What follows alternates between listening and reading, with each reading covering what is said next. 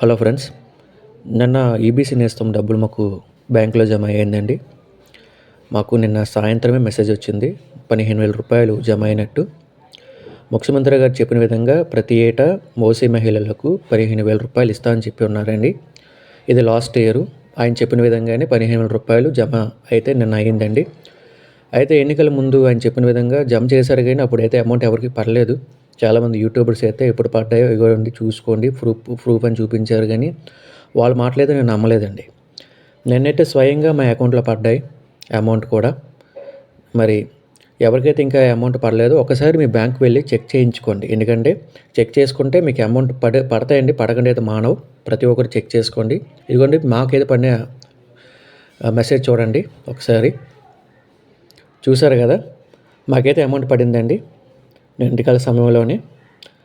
ఇంకెవరికైతే పర్లేదో ఒక్కసారి మీకు చెక్ చేసుకుని మనం చేస్తున్నానండి. ఇది జెన్యూన్.